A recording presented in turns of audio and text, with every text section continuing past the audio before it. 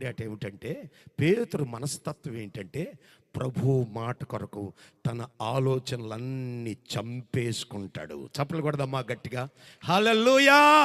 ఈ రోజున చాలా మంది యేసు ప్రభులో ఫెయిల్ అవడానికి, అటు సేవకులు కానీ ఇటు విశ్వాసులు కానీ ఏదో అనుకుని, ఏదో బిరిగీసుకుని, ఏదో ఊహించి ఇలా జరగాలి, ఇలా జరగాలి, ఇలా జరగాలి.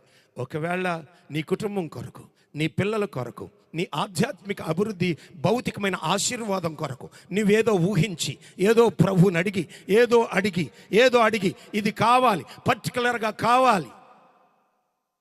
చాలామంది నాతో చెప్తారు, సేవకులు కూడా చాలామంది ఏం చెప్తారంటే, మనం అడిగేది చాలా పర్ఫెక్ట్గా క్లియర్గా ఉండాలి పాస్టర్ గారు.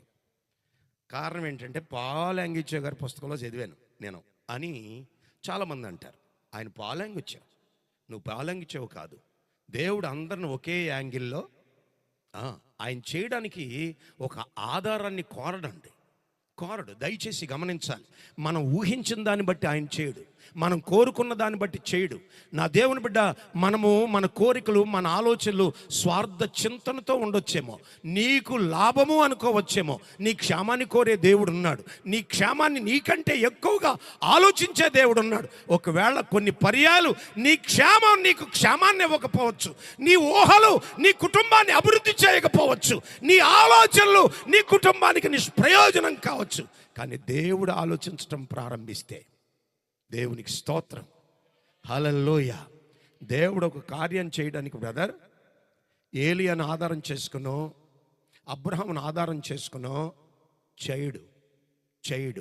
మనందరికీ తెలుసు, ఇదే లోకా గారు రాశారు 4వ అధ్యాయంలో, యేసు ప్రభు వారు ఆత్మచేత నింపబడి ఆత్మచేత నడిపించబడుతున్నారట.